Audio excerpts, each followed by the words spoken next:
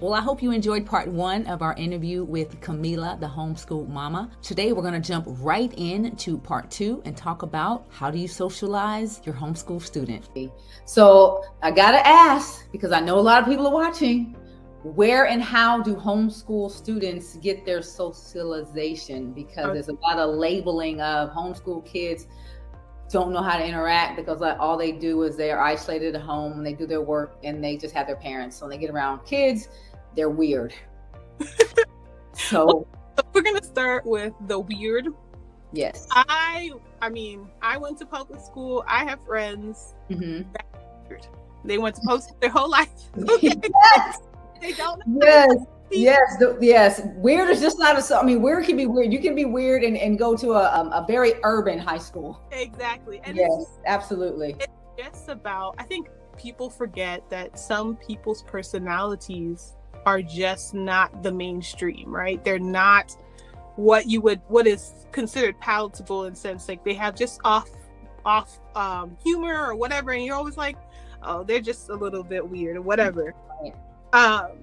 For homeschoolers, a lot of times their socialization or their ability their nuance to read rooms, especially when you are coming from, I'm going to speak from as a Black homeschooler and as a homeschooler who is very intentional about making sure that my child is able to see people as they are, right? I have him around different people. I have him around people from church. I have him around people from our neighborhood. We have, we're going to different co-ops. We're going to different community events, he is going to be, he's very much able to see a kid, and met them, he'll go up to them and say, hey, I'm Jeremiah, blah, blah, blah, blah, blah, what's your name? Yeah. Want to play? Let's go. Because little, there's a very different nuance of how they even engage with each other, right? Engage with each other. But there's also the aspect that a lot of homeschoolers are very intentional about teaching their children to find people who value them. Okay. Value being around each other because we have commonalities, and that we are actually friends, not because we just went to high school together. You know what I mean? We can be acquaintances, but I don't have to follow behind you, right? I think that the pressures that you get when you're in a public school or school in general, where you're around the same people, right? You can't find people to relate to. Now you're conforming yourself to be like the other people, because in your mind, there's nobody else, right? There's nobody else to be as a homeschooler. You just realize, okay, well, I can probably find some other people at, I can go to my my swim class, I can go to my basketball class, go to my chess class, go to my art. There are other people out there. There's, I think that a lot of us as adults are learning that, right? We're learning I can be my full self and find people to accept me for my full self. Yes. And that's lessons that we are learning as we've gotten older. Yeah. For me, it's I have a homeschooler and I have a kid that I'm teaching them that from the beginning. Yes. You don't have to pretzel yourself for anybody. I like that. People out there, and you can find the people that will accept you, right? And you be an empathetic person, understand where people are coming from, but you don't have to dim yourself. You don't have to become that other person just because. So that makes sense, because as a former educator, what happens when our 6th graders transition to 7th grade, it's like the first time when they can actually take electives that they are interested in. But it comes with some really tough decision making, because these friends that they've had since elementary school, because they've gone to school together, when you get to 7th and 8th grade, you have an opportunity to take classes based on your interest. And before then, you really didn't. You were kind of forced to stay in this one classroom and do what everyone else did. So you have to make a decision. If I want to do band and my best friend doesn't, do I do something that I really love and want to do more of and risk missing out on having my best friend in all my classes. It's a tough decision to make. Mm-hmm. And so you do have to straddle the line between belonging and fitting in. Mm-hmm. And it sounds like what you're saying is when you come from the homeschool environment, you get to cater your relationships based off of your interests. And those are more long lasting and meaningful relationships because you have a common interest versus we just happen to be in the same environment every day. So you don't really get a chance to see, does this person really share my values? Like if I didn't have them third period, would I even speak to them? You know what I mean? You know?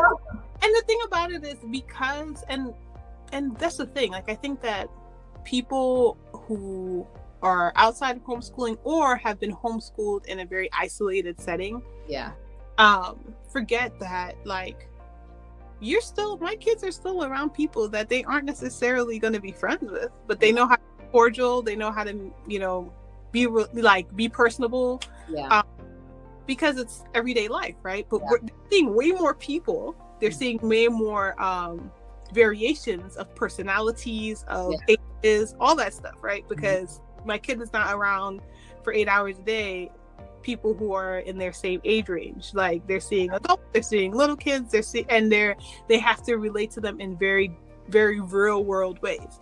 And because I have a very much like, okay, you know, as they get a little bit older, okay, take the lead a little. Okay, you know where we're going. Like, you know, when we're in the grocery store, it's like, all right, here's the list, get the stuff. Okay, you get to the register. Hi, how are you? You engage in the little small talk. You know what I mean? Because you're a part of it, and you're able to teach them every day, not just bookwork, but life. You know what I mean? Yeah, and I think that because, you know, the unfortunate story of the young lady, I can't think of her name, that was murdered in New Mexico by her friends. And I shouldn't even use the word friends, by some people. It made me think about how in school, in church, we don't really do a lot of intentional teaching about managing relationships. Because as the story comes out and we hear more and more and more, in my mind, I'm thinking, not that she is at fault. So let me just preface that. But there had to have been some encounters with these girls that she missed, some clues that she missed, some red flags that she missed that said, this is not a friend.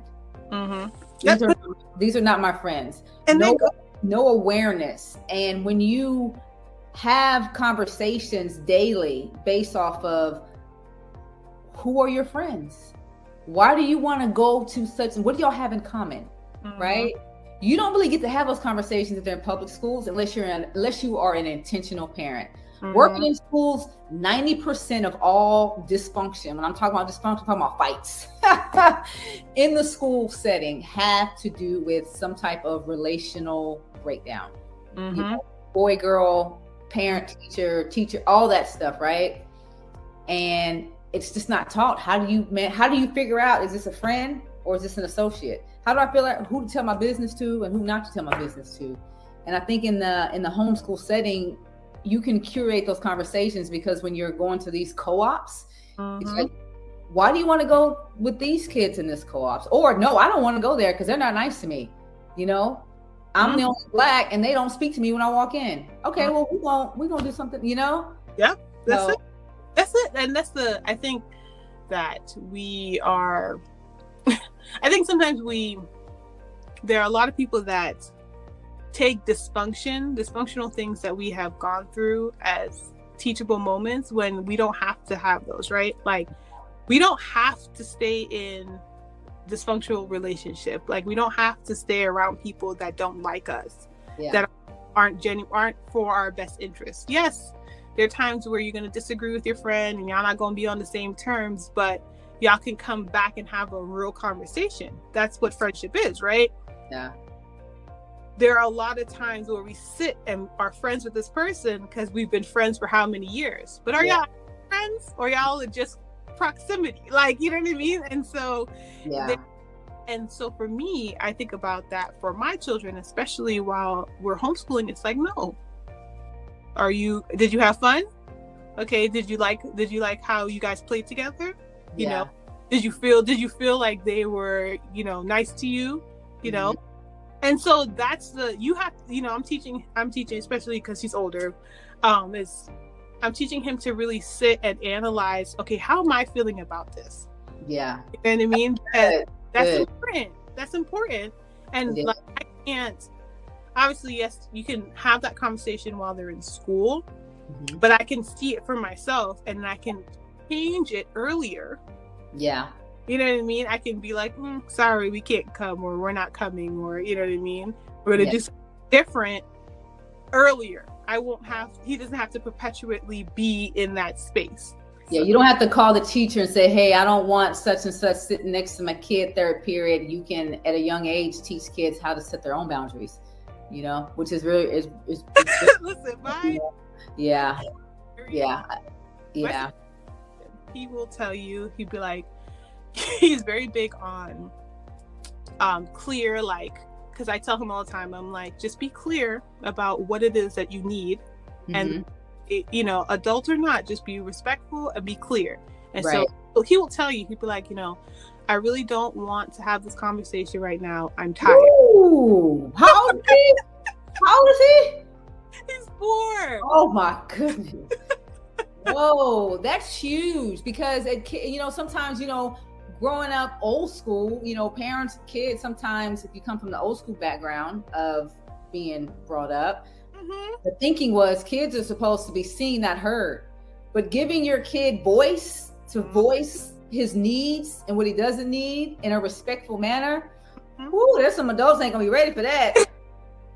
Ready for that. Like, that makes parenting for me easier, because how am I, if I'm upset that he did something and we're both on, our levels of annoyance are rising, and like I turn to him, I say, I want to have this, I want to talk to you. He's like, I don't want to talk about it right now. I said, okay, give me, an hour, 30 minutes, whatever. And then we come back and we actually can have a rational conversation of, why did you do this? Absolutely. This is how we're supposed to do. And especially if it's not something that he's in danger, it's just that I didn't like. Yeah. It's very easy for him, because then the older he gets, easier it is for him to be clear about, hey, I need a moment. Give me a minute, and that's going to help in any relationship he is in, because communication is normally one of the contributing factors to dysfunctional, unhealthy, toxic relationships. It's a lack of communication, and to have that type of autonomy, to learn how to use that type of autonomy at a young age, it's huge. It's the foundation for being able to have voice and confidence. And it affects your mental health, because you're not walking around wanting or needing someone to read your mind. Okay. Because not being able to speak up and let people know what you're feeling, you have to be able to communicate that in a way that the behavior doesn't speak louder than the communication. So that's huge. Good for you. Good for you, mommy. You're doing good. Yes. So if someone is watching this of color, what are some things that new Black homeschoolers need to know? Okay. All right. Well, I got that from TikTok, so let me not act like that was my amazing question stole from TikTok. Let me give credit where credit's due. I will say, as a Black homeschooler, be very familiar with the state laws, with what state you're in. You need to be in it. Okay, like there is HSLDA. .org is a website that you can go to, and it will give you the breakdown of the legal stuff by state.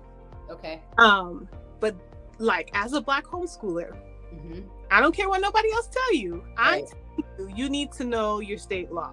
Yeah. You need to be being a record keeper. So you need to keep track of everything. Like, you send your letter of intent, you send a document to the school telling them, hey, my kids are no longer, in school. They're going to be, I'm pulling them out.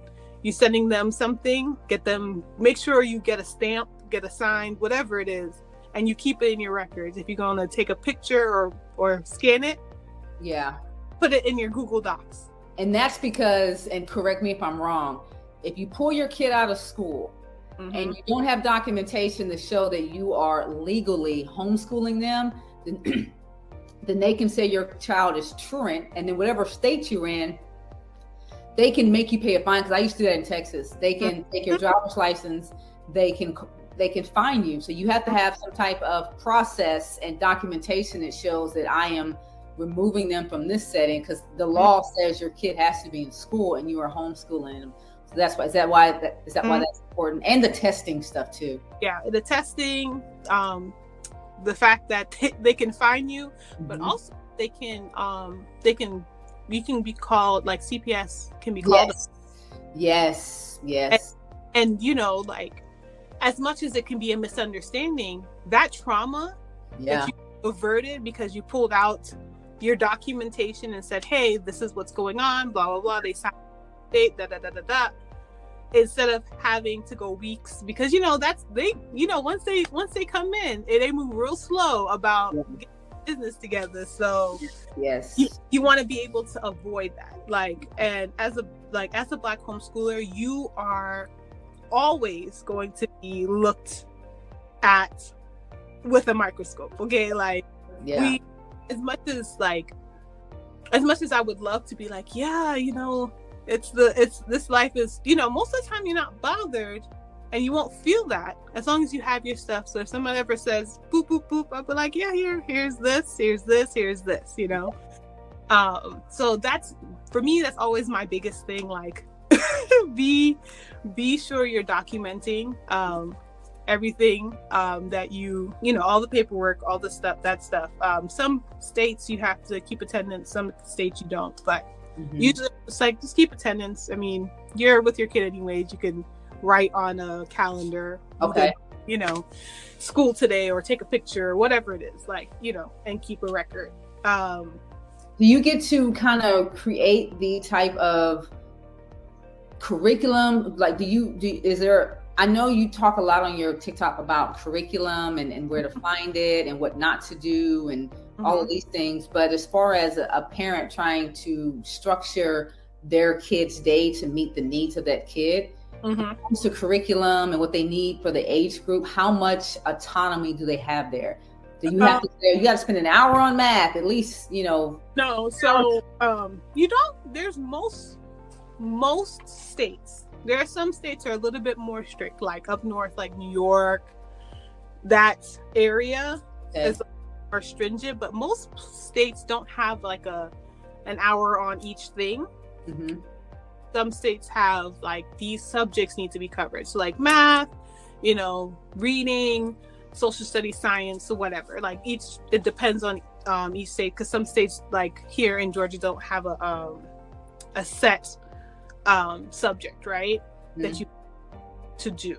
Obviously, so one of the things I tell people all the time is, like, go to either your state's DOE website, right? And you can see, because they have it broken down by grade, all the things that they are supposed to learn, that they should know by the end of kindergarten, the end of first grade. And so then that can be your guide, right? So that you don't have to reinvent the wheel. You don't have to pull it out of wherever. You get it, you say, okay, these are the things you need to know. You write it down, and then you can use that and intertwine it. So I'll use my son as an example. He likes space. Right now, I would say, like, if we're testing, he's probably between kindergarten and first grade in a lot of areas. And so, like, before, when we were doing, I would say, like, pre-K stuff, when I was teaching him how to count, because he likes rockets, we learned the countdowns, right? Like, we learned to count down backwards, right? 9, 8, 7, because the rocket has to take off. We started doing from 10 to 1, and then from 20 to 1, and then back and forth, because for him, he's into that. He's cool. That's cool. He's gonna be on it. Same thing with, like, letter recognition, because he likes planets. we're going to learn the name of the planets and what, I'm like, what planet starts with S? And he's like, there's no planet that starts with S, Mom. He's like, but you have the sun, it's a star or whatever. Like, so like find ways to be able to let their passion be able to meet the things that they already have to learn, right? Like, and it doesn't have to be this like, come here, let's do this workbook sheet, let's do these lines, because here's the thing. As adults, when we learn something, it all depends on who the adult is. Let's go watch a YouTube video like 4 times. We go try it. We come back to the YouTube video. Okay, boom, got it. YouTube University. Yes, that is very. I'm trying to learn TikTok by YouTube University. Yes, absolutely. How do you determine when they have mastered the grade level they're supposed to be in according to the state and have moved from first grade to second grade, and who gets to verify or certify that they are, make that transition to grade 1 through 12 or whatever? Man, I'm learning a lot from Kamilah when it comes to homeschooling. She is definitely knowledgeable. I'm looking forward to hearing her talk more about state standards when it comes to homeschooling. Make sure you check in tomorrow as we wrap up our conversation with Kamilah, the Homeschool Mama. This is Coach A.T. Moore with Health and Wellness